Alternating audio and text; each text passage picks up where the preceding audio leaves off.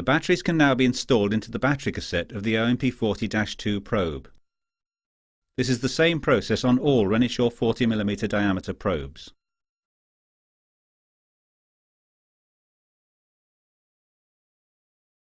Use a coin to open and close the cassette mechanism. It's important that the batteries are loaded into the cassette in the correct orientation.